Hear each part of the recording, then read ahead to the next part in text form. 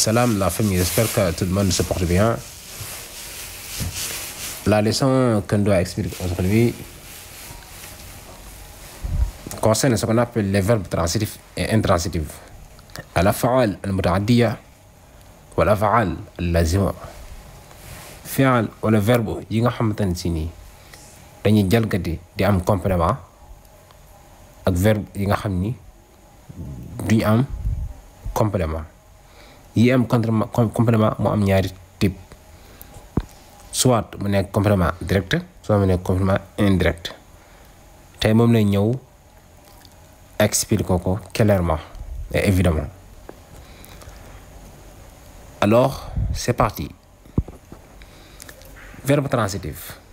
On appelle verbe transitif un verbe qui est accompagné d'un complément d'objet. lan mooy définition verbe transitif? mooy verbe boo xam ni day ànd ak benn complément d'objet. moo am ñaari façon, un verbe transitif direct, kon complément d'objet direct si lay doon, se construit avec un complément d'objet direct COD qui lui est rattaché sans préposition. benn verbe transitif direct dañ koy tëgg mu ànd ak benn complément d'objet direct. benn mafoon bi direct mubashir bay ànd ak moom, mais du am benn préposition, benn xarfu jar boo xamante ne si nii moo koy rattaché ak li nga xam ne moom mooy verbe transitif bi, du ko am. Par exemple, Salim achète une revue. Salim day jënd benn revue.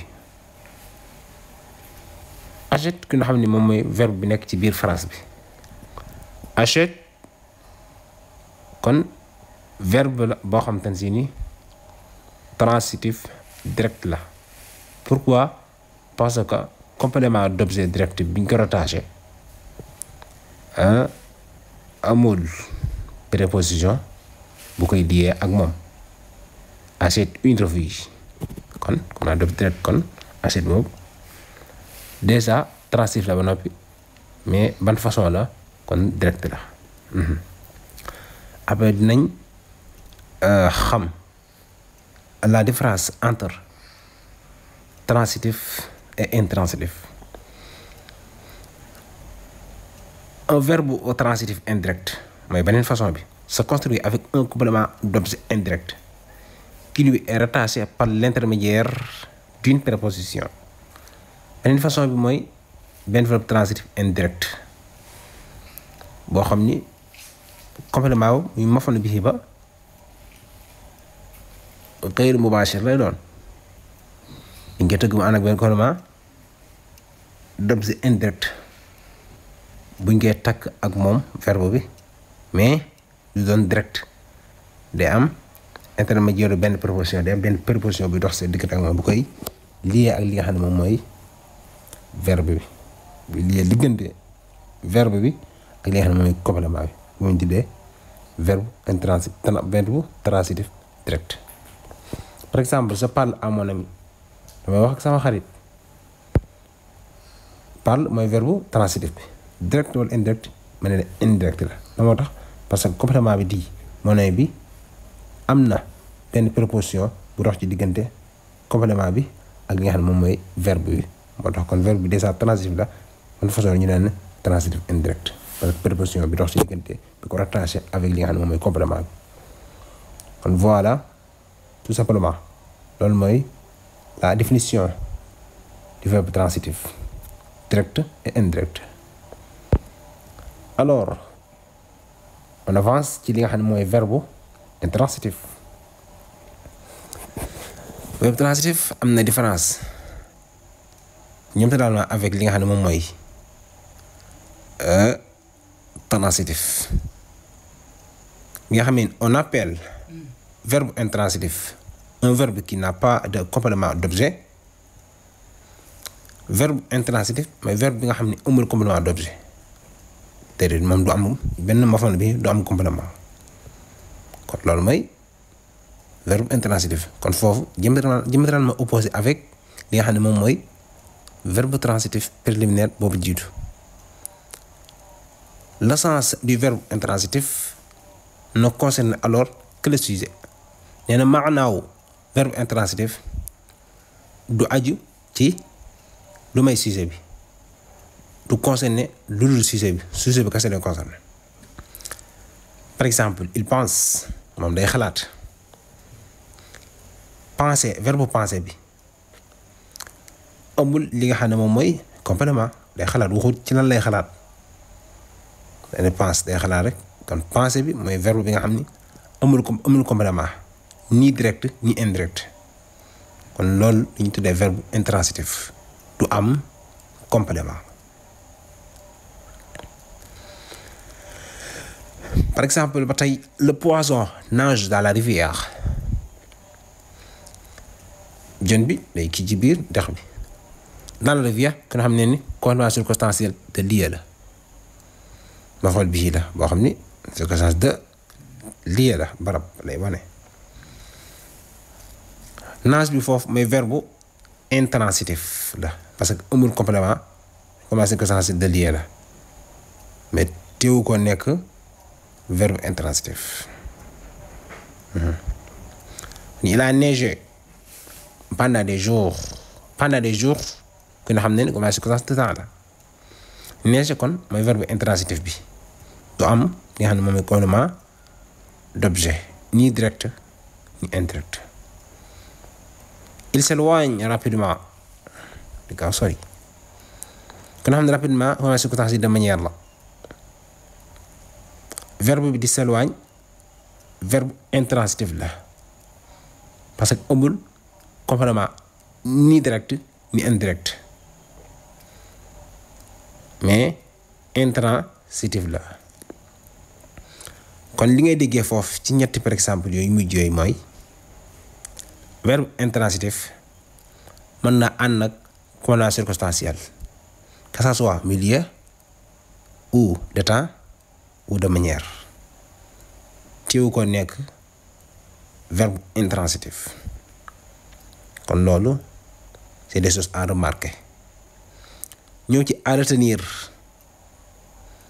yu war kii bu baax mu ko tenir compte bu baax ci contenu verbe intransitif.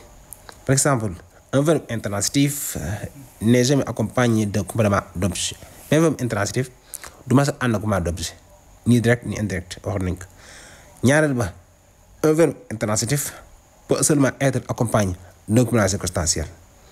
mais verbe intransitif mën naa ànd ak donc benn complément circonstanciel comme ni mu jiitoo woon mën naa ànd ak moom.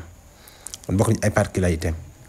les verbes d'état muy être, sembler, paraître sont classés parmi les verbes intransitifs.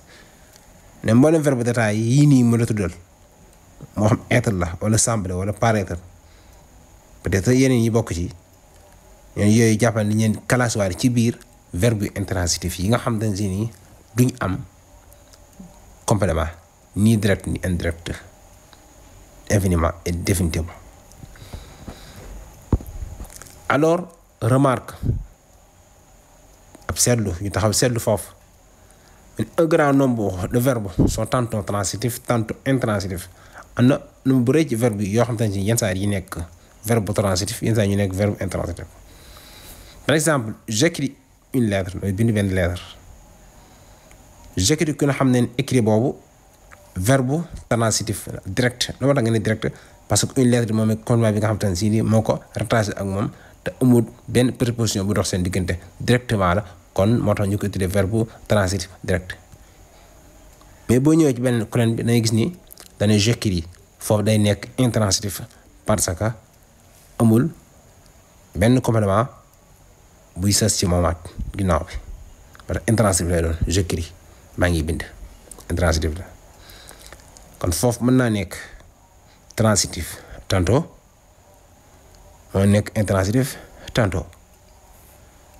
donc ba tey il songe à son fils mos xalaat ci doomam foofu songe bi transitif indirect la nu mu ko nekkee parce que à son fils mooy commandement bi mais est-ce que direct la non non commandement indirect la parce que dafa am benn préposition bu dox ci diggante verbe bi ak complément bi boo xam ne moo ko rattaché ak moom loolu moo tax bu nekk transitif indirect mais boo ñëwee ci beneen kuréel bi da ngay gis il change foofu intransitif lay doon parce que amul complément.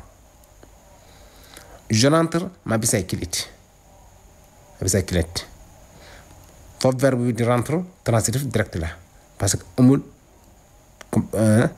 préposition bu leen di intermédiaire. beneen kuréel nga nekk je rentre chez moi foofu rentre intransitif la parce que verbe bi rentre amul li nga xam ne moom mooy complément ni direct ni indirect. Voilà la remarque. Oui. Donc jëmee exercice bi dites si les verbes conjugués sont des verbes transitifs directs ou indirects et intransitifs nga fixé ko foofu maanaam fixeel verbe yi nga xam ne dañu leen conjugué te ñu nekk ci biir